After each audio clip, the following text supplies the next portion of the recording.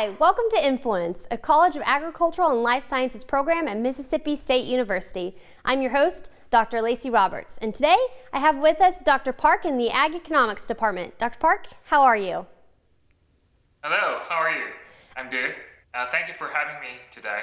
Of course, it's great to have you on here. So, as we get started, Dr. Park, will you tell us a little bit about yourself and kind of what you do here at the university? Right. I am in the Ag Econ department. I am my position is assistant professor and risk management. So I'm originally from South Korea. So I got my degree, undergraduate and master at Korea University in South Korea. And I came here in the United States in 2013.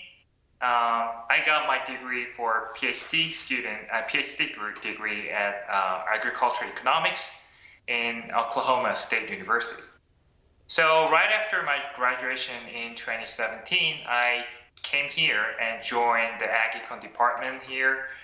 So as I mentioned, I just talked before, my primary research area is risk management and analysis, including like crop insurance or commodity programs under the Farm Bill. And also I do some futures and options market analysis. And more currently, I'm doing some sort of a precision agriculture work.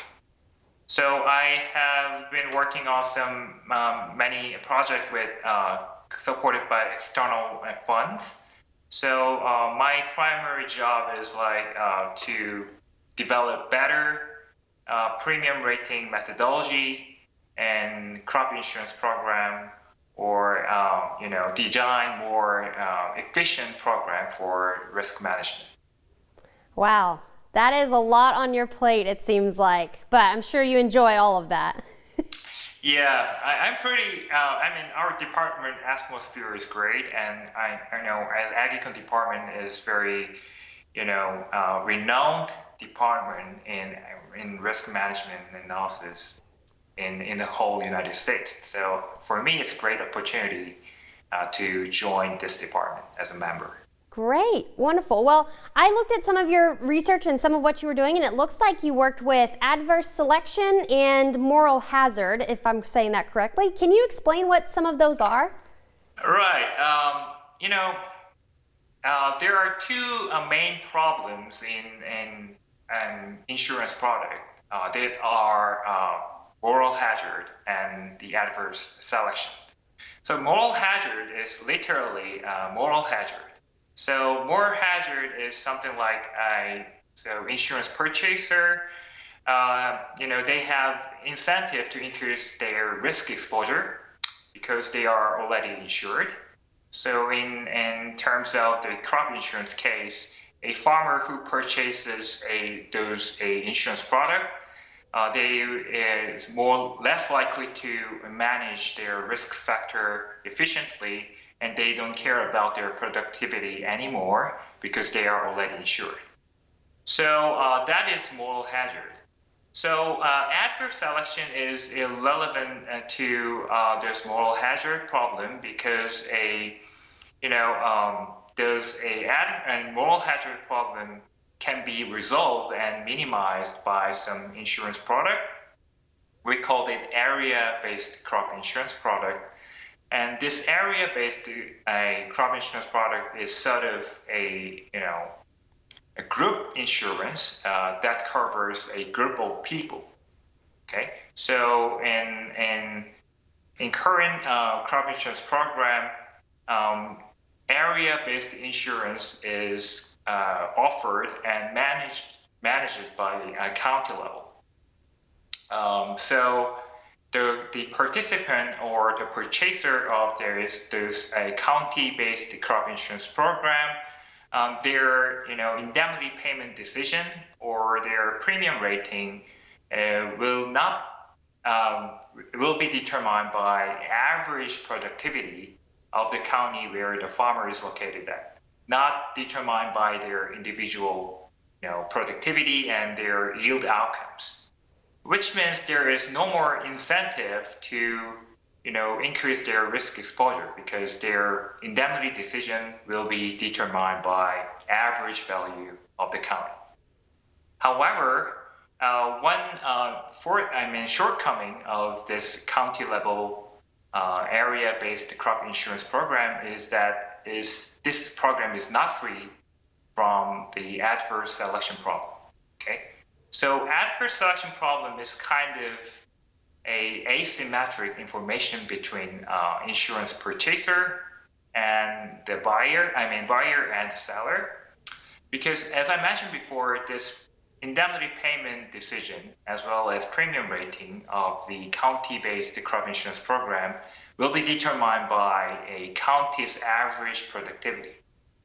So imagine that there are two groups of farmers in the same county. Okay, so one group of farmer is more productive and less riskier because their farming field is great condition for farming. And on the other hand, there could be another group of farmer, and those group of farmers, their productivity is less than the others, and they are more riskier than the others, right? However, their premium rating for those county level program is based on the average productivity for those two group of farmers. So if government offers some kind of premium for a certain county, so for more productive farmers, for them, those premium rate is overpriced for them, right? On the other hand, another group of farmers, which are less productive, for them, those premium rates are underpriced. So if government offer those programs, only less productive and more riskier farmer will likely to join and purchase those crop insurance program, right? That is called as adverse selection. So if this adverse selection happens, so government should, spend a lot of additional, expenditure to manage those crop insurance programs. That is the problematic thing. So these two things are problems in current crop insurance program. Wow, thank you for breaking that down. That makes a lot of sense, and I'm sure that. Can you understand well about these concepts? Yeah. My explanation. Okay, great. Yes, I definitely can. Okay. So currently, are you doing any work with the Farm Bill or any other type of policy creation that is benefiting or working with Mississippi farmers to date? Right.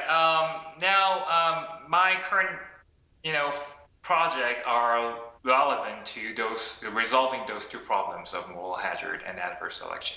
So, as I mentioned before, this area-based program, which is managed by county, is a great program because this program can minimize a potential risk associated with moral hazard. However, if there is two different characteristic farmers are in the same county, this county level program is not free from the adverse selection problem. So this county is kind of political boundary. So the political boundary is not relevant to crop productivity. So my current job is to define a new boundary that not only based on their locational closeness, but also depends on crop productivity and similar risk level that based on soil characteristics or temperature and precipitation and those farming conditions. So I currently use the higher resolution temperature data and precipitation data and also soil characteristics data to define new boundary that groups farmers together, the farmers with a similar and homogeneous farming condition. And then if I group well those farmers together, the adverse selection problem will be minimized because we group together because they are having similar level of productivity as well as similar level of risk level. So those project will reduce problems in adverse selection. And so for Mississippi farmers, there are potentially two farmers in the different county because of their political boundary is between their two farmers. However, their crop productivity is very similar. However, current program offer different premium rates for two farmers, even though they are very similar. However, new kind of boundary that I'm trying to offer will minimize those problems in Mississippi farmers as well. Wow. Okay. Understandable. So you said previously, the program here for ag economics at Mississippi State, it's well known. What future do you see for the ag economics department at Mississippi State? More grants, more students? What kind of do you see happening in the future for Mississippi State?